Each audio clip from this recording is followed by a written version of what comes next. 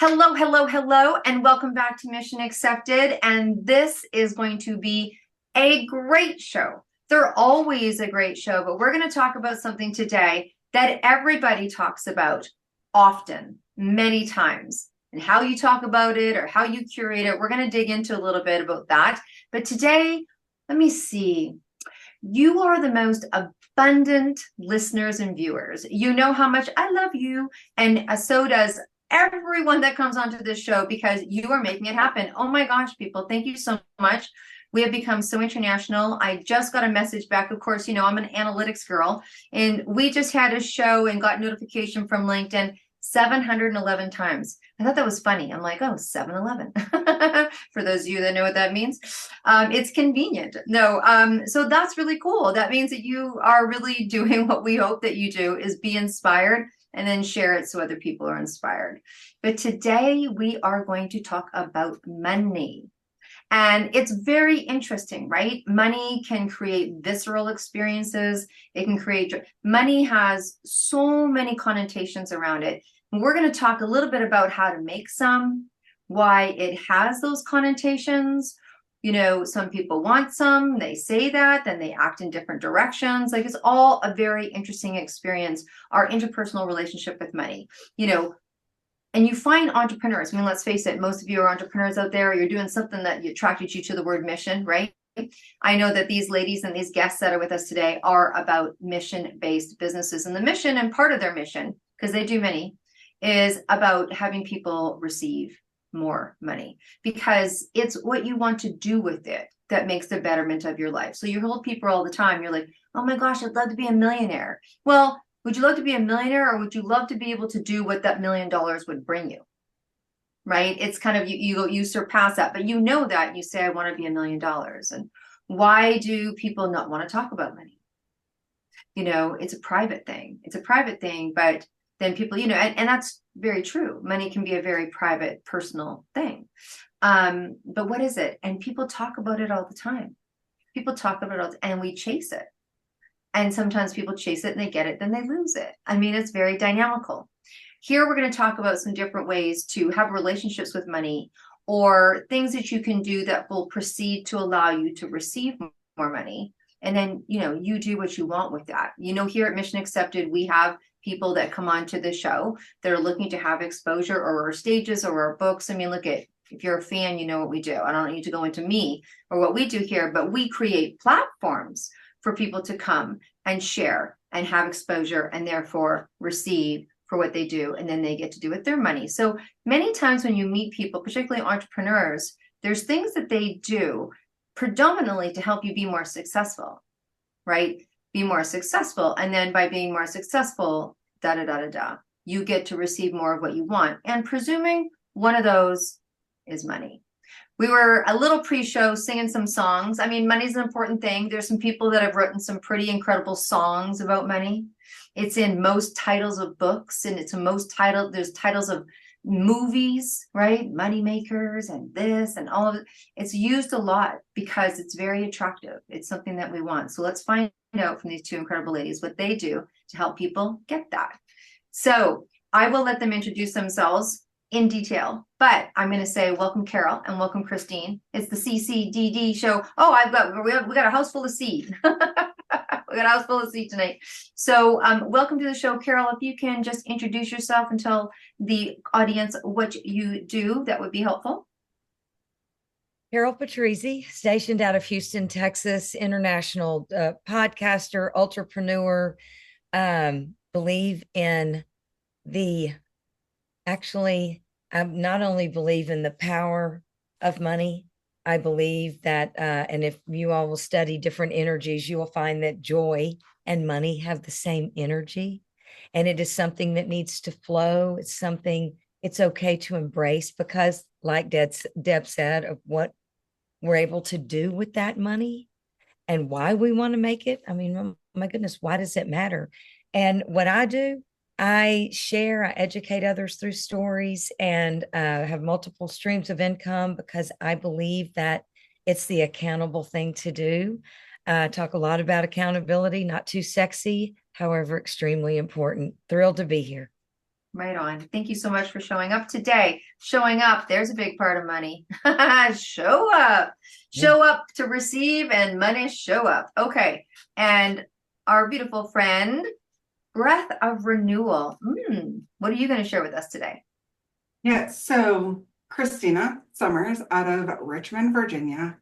And really, I utilize my experience in accounting as well as my passion for intuitive guidance, like energy, nervous system regulation, expansion, to support healers, to support light workers, to support coaches or new practitioners really tap into getting comfortable with their money, getting comfortable with looking at what the numbers say, at the story behind those numbers, and then opening up and expanding to allow more to come in, because we all have those money stories. And if you start to have that, like Doug was saying, if you start to have that, like making that meaning behind, and we like say we want one thing but do another thing, we get really contracted and we're more pushing it away instead of allowing it to come into us.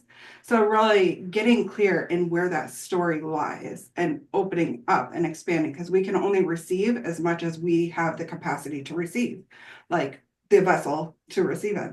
So we might think one thing, but the actual premise of it is something completely different. Yeah, right on. And not to make it sound complicated, but money is it's interesting. And you talked about it being energy, Carol. And I remember a long time ago that when I was learning about the flow of money, it's like a good colleague of mine said, think about money. It wasn't yours before you got it, and it's not going to be yours once you spend it. And so if you that was about the flow of money and just seeing like this giving and receiving as the same thing. Because many times we're super happy to give and we jam up on the receiving unless we think it's for someone else. And then it's a little easier, right? Predominantly, I'm not talking about everyone out there, but let's talk about, Carol, what attracted you to having part of the money conversation with your clients? What is it about money that, what attracts you to the world of money? So I'm one of 11 kiddos, and money came up a lot. When you're number 6 of 11 kiddos, let's just say money came up a lot. And this was in a day and time that people didn't really discuss money, like we talked about it at home, and there were certainly sometimes some volatile conversations around money. Mm-hmm. But then when you left, it was like, okay, that's not what we talk about. I always found that very interesting because I feel like when we have good conversation, we learn. Mm-hmm. And it's always curious. I wanted to be independent. I started working at a very, very, very young age. And then I went into lending, banking and lending years and years ago.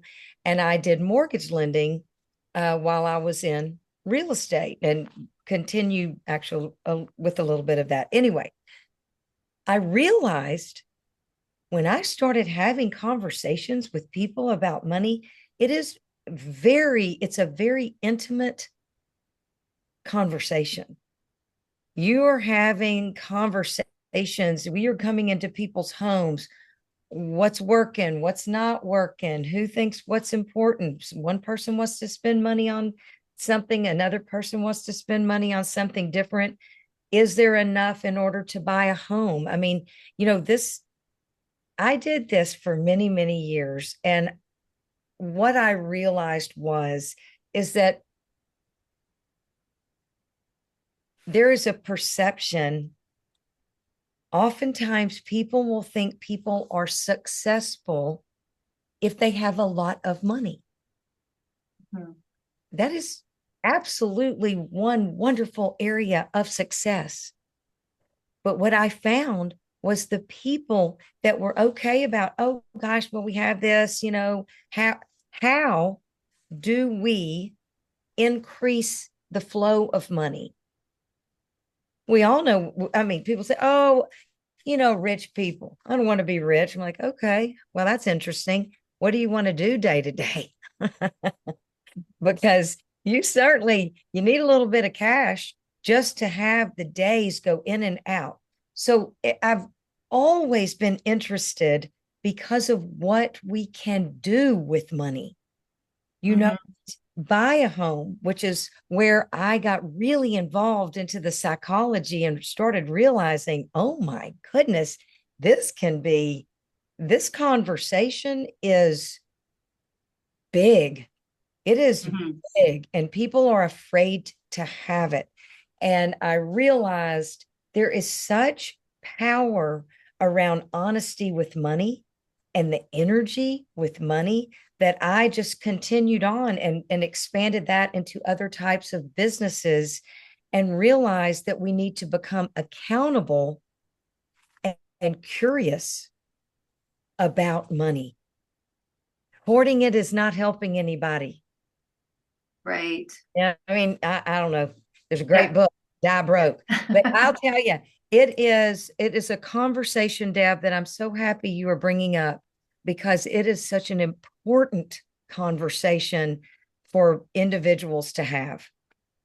I agree. And whether they're coaching, breathing, staging, televisioning, whatever they're doing, I love how you put it, Christina, around the story around money. And look at, we've all lived in different homes. We've heard things differently. Maybe we've heard a couple of people have some rows about it, couples fighting, like, I can't believe you put that there or bought that there or whatever. All the things that happen, but also there's the cultural piece.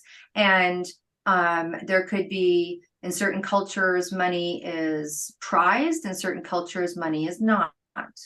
You're not spiritual if you're rich. Or I remember really listening to someone talk before, and they were like, think about it. People say, oh, yeah, that person, filthy rich. Filthy. What's that about? Filthy rich. Is that attractive? Do you want to be filthy rich? There's a connotation there. Like, what is that? So like you said, it is a big conversation. I think it's one that requires a lot of self-observation. And I think that we are creating platforms for people to be able to talk about money, be safe to talk about money. And we are all part of a community where there's women supporting each other and having those conversations.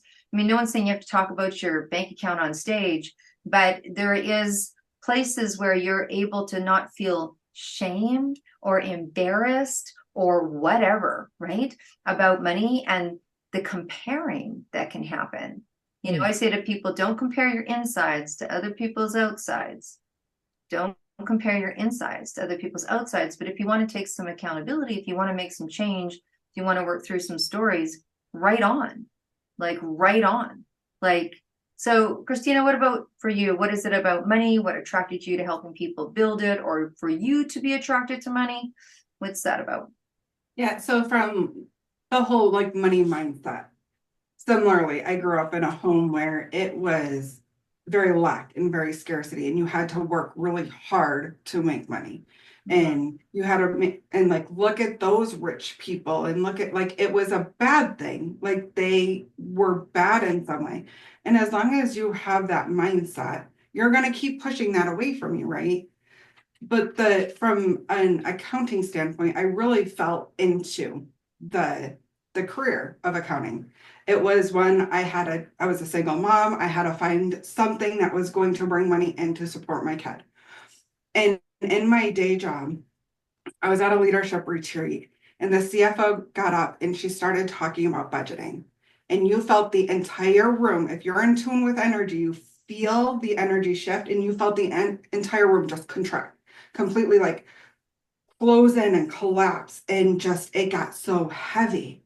And I'm like, ooh, like Carol said, get curious. What's this about? And I work for a mental health organization, and one of the directors of one of the programs, she was like, I'm sorry.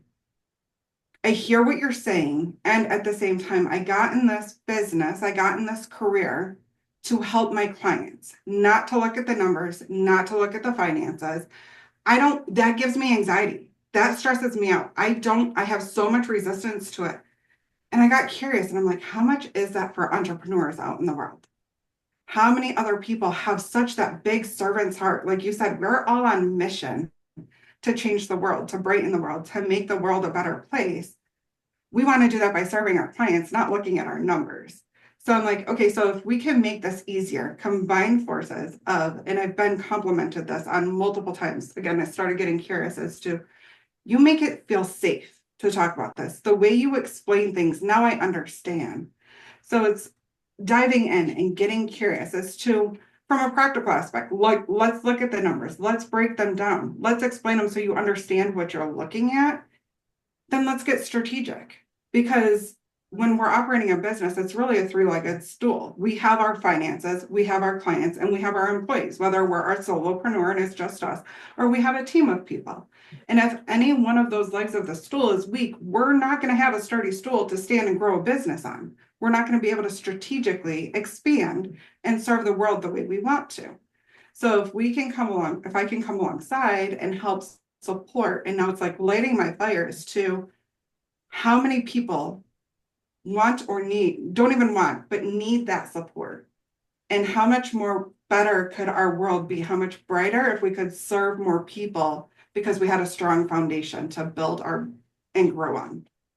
Yeah, true, true, true. I see all of us nodding our head on it. And I'm just so glad that we are talking about the conversation, the conversation about supporting people, because when you open that door or you allow that other person to just be real with what's going on, whether it's great or not, look, sometimes people struggle when they start to make money, right? Or they start to feel uncomfortable, or they're like, this is kind of weird, or people change around them and they don't know how to articulate that. And when we do, and as you go to these next levels, or you start to make more and it becomes obvious because your car changes or your address changes, or you take more time off, or the experiences that people have can be distressing, even concerning for someone. Like, I don't want to lose, or there's people that you don't tell things to, and all the things that can go around with money. I'm sure that there was lots of conversations about money when we were all growing up that our parents, our caretakers had, that we didn't hear about, but you knew it. You probably knew it, right? Well, let's talk about some of the things that we can do, because there's lots of things here's the good news, people. There's lots of things that you can do to change that, and that you're obtaining more money, or learning how to manage the money that you have, or receiving more money from, I love how you said that, like, we say that I'm abundant when really I've got lots on the go, because that's an abundant. But I remember, I'm not a big pick a word for every year. Like, it's just, not my thing. So, but it is a lot of people's thing. So I did it one year, and the word was windfall. I'm like, ooh, I want to have a windfall.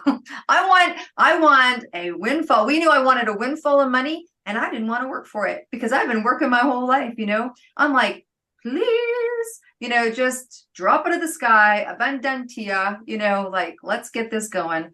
So let's talk a little bit about how you help people, Carroll, with money, and how you help them tune into that, or whatever you do that helps people earn more. Well, first of all, I absolutely love when when I share with people, what is it that you love to do? What are your God-given gifts? What is it?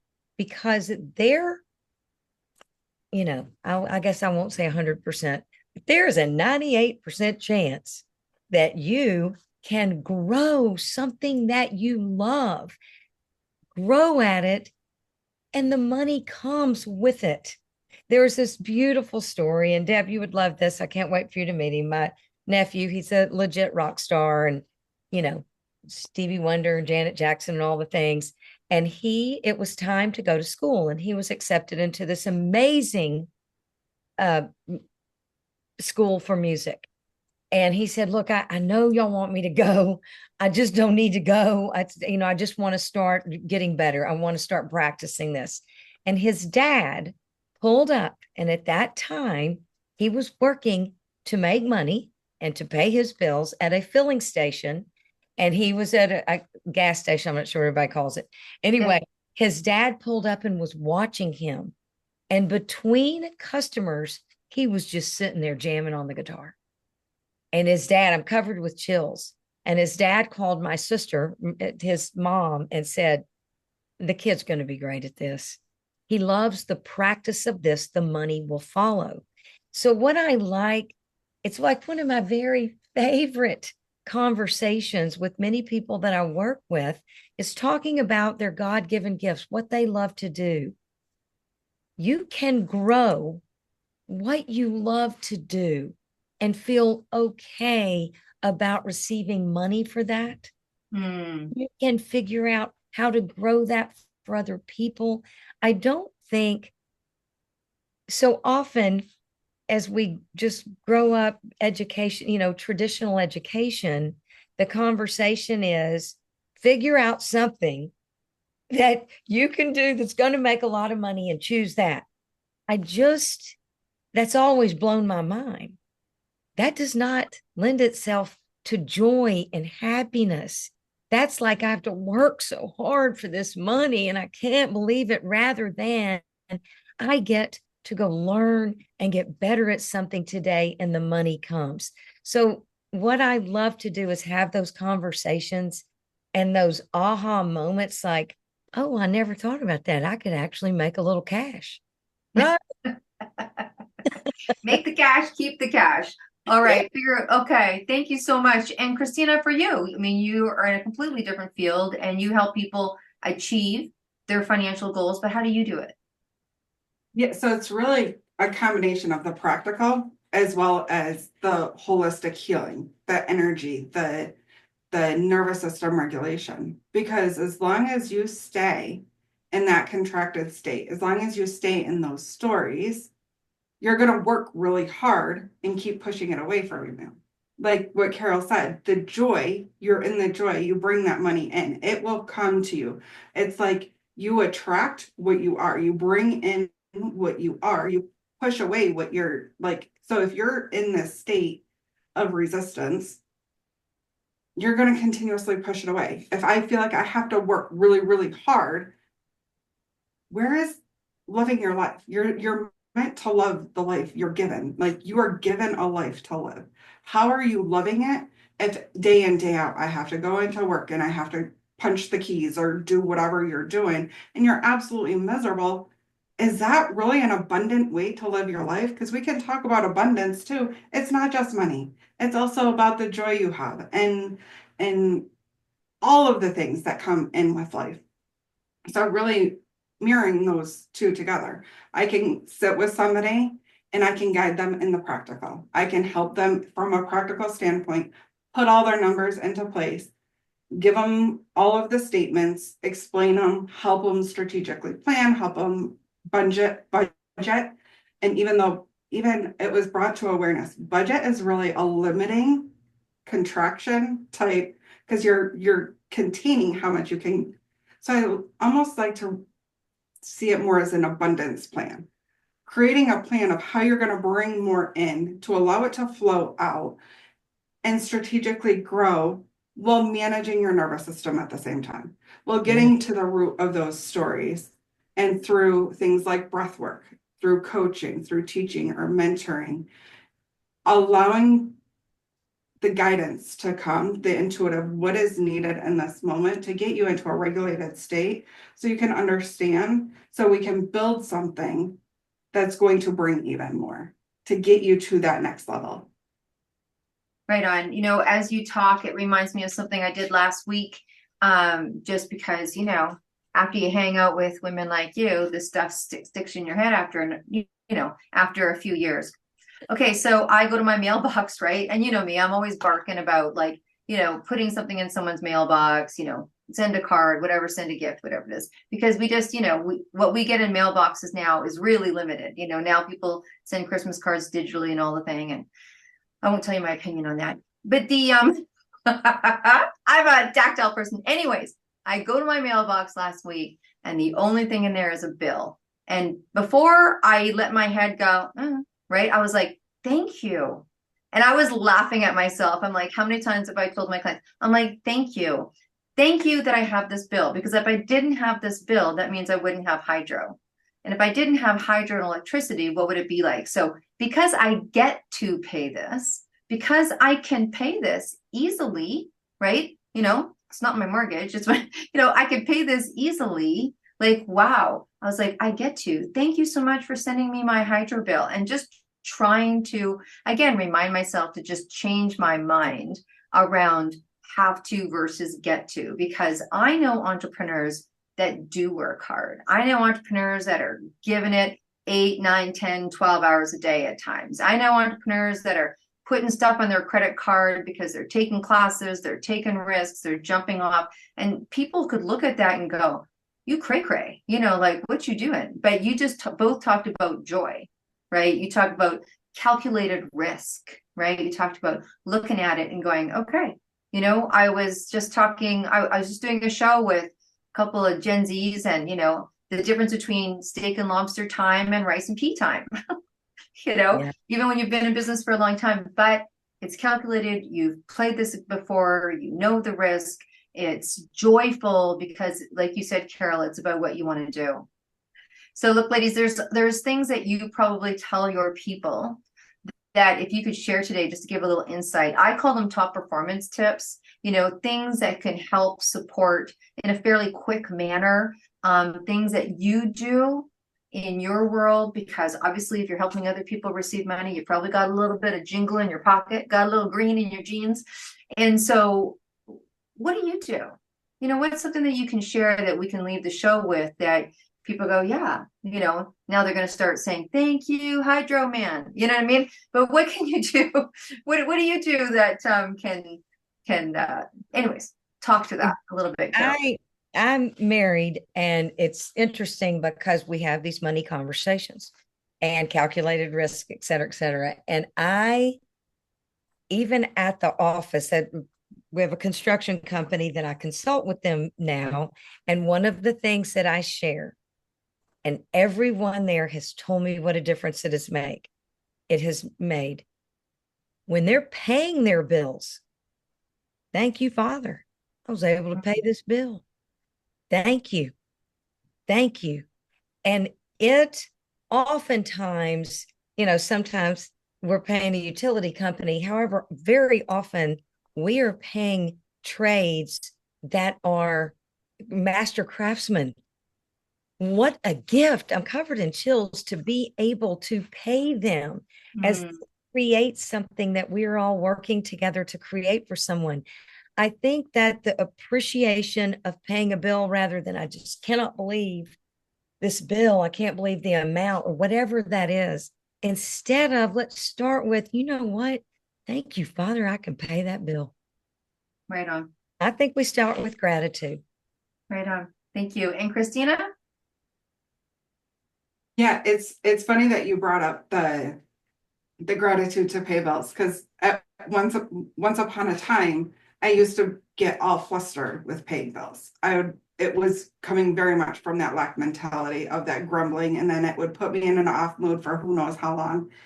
And that mindset shift of thank you. Thank you for allowing me to have, I love the example of the water, because we had a storm here a couple months ago, and one of the water treatment plants went down. We were without water for 3 days. Like, there's nothing more that you appreciate than somebody hard at work trying to get your water to come back on. So yeah, I love that mindset shift. But one of my top performance is really self-care. You need to take the time to take care of yourself in the busyness, in the hard working, because a lot of times, yeah, we as entrepreneurs like to work hard. We work really hard because we love the people that we serve. We love the things that we do. It doesn't always feel like work, and then we end up burnt out when we don't pay attention. And then we're like, wait, what just happened? So taking the time to allow for self-care, whether it's 5 minutes in one day or whether it's booking a longer session once a month, like look at what you need, what you have the capacity in your schedule to set aside, but really taking care of yourself, because you can't pour from an empty cup. So you need to fill into yourself first so you can pour out to other people. Right on. There's so many great drops here. I call it, like, there's like, for you listening and watching, I know you're like, oh yeah, like you're nodding your head. Like I'm nodding my head, you're nodding your head. There's some great things here. And look at, this is Mission Accepted, and we talk about taking the mission. Talk about taking the mission. We talk about staying on the mission. There's risks that we take. There's rewards that we have. Let's finish up the show, ladies, with, something that was risky for you. Like, risk reward. It doesn't even have to come from the same place. Sometimes you take a risk here and the reward comes 3 months later or 6 months later or in a completely different direction. So what was one of the riskiest things that you did as an entrepreneur, Carol? What was one of the things that you were like, ooh, look at that? You know what? I decided to step up and grow and decide. I knew that I had information that people needed, and I decided I don't know how to do a podcast. I'm gonna start one Mm-hmm. and get out there, and I'm gonna go become part of media and dive in and get coaching and spend the money here because I think it's important. And it is, it wasn't immediate, but it has been an incredible journey. Time, talent, treasure. Like you said, a lot of long days, but very fulfilling days. And you know what? I'm here to learn and to grow just with everyone else. And so I continue to build businesses and businesses that, were just kind of an idea years ago. Mm-hmm. I'm telling you, do it. If you're out there and you're wondering, do it. Get on the phone, ask people that are doing it already. And it's so worth it. Right on, right on. And Christina, we'll wrap up the show with your share of risk. Yeah, I think it really goes hand in hand along the lines of what Carol was saying too, is one that finding my voice and sharing my story. After my car accident in 2016, I felt the strong impression on my heart is to, you need to share your story. And I'm like, what does that mean? I'm an accountant. I don't write, I don't share my story. And little did I know at that time, I was about to go through the most tumultuous period in my life I could never, ever imagine. And getting to the other side, finding my voice to share these things, to help other people on their journey to grow, to get deep into the money and numbers, and then investing in myself, investing, whether it's in getting my voice out there through books, through podcasts, through speaking on stage, whether it's investing in myself of personal development and growth, or getting certified in things like breathwork and coaching. So really that investment back into myself, so I have the tools, resources, and knowledge to be able to pour out into other people. Wow, right on. So look, we are going to have the information of these two women and how you can reach and talk and check it out and follow social and all the things. You heard something here, I know, audience. You heard something today that made you nod, because being able to have a conversation about the positivity of money in a really real way. And also that, what you want is not that far off. Mm-mm. Like, it's really not that far off. And I think that's the beauty of the commodity of what resources, and one of them being called money, can do. So we really encourage you to, I don't know, shall we say it? Show up, step up, and, show up, step up and speak up and just claim yours, right? I think if we had a message and a thought for you, and we're so grateful you are just such a great podcast audience. So, claim your fortunes, claim your fortunes. There's a great book, Think and Go Rich by Napoleon Hill. And there was a line in there. Now, I read that book 10 times before I was in my mid-20s. Someone didn't refer it to me. I don't know how it came to me, but I read it. And I remember there's a line in there that says, when riches come, you're going to wonder where they were all your life. And there's times that life was super tight, and I was thinking, okay, I guess I'm depositing in some big piggy bank one day, and it's just going to show up on my front door. So keep investing in yourself. Keep investing in yourself until you've got a large enough pocket to invest in what it is that you want. So thank you for showing insight on this really important topic, Carol and Christina. And I know all your information will be in the show notes, and people will reach out to you. So with that, thank you for being on the show. Audience, if you want to be sitting where these incredible ladies are, you've got a couple of options. You can come onto the podcast, you can come onto the stage, and guess what? You can also start your own TV show now. So if that was just a drop, this is the first time we are announcing that we have the women's channel. If you're going to announce it on a channel, you might as well announce it when you're talking about some money. So if you want a revenue generate, getting your word out there, you want your own TV show, you'd be shocked and surprised at how easy that can happen for you. That's the other thing. Want your money, expect your money, and the things that'll bring your money with ease, All right. Thank you as always. You be well. You stay groovy. And thanks, ladies. Bye for now. Great. Thanks, Deb. Nice to see you. Yeah.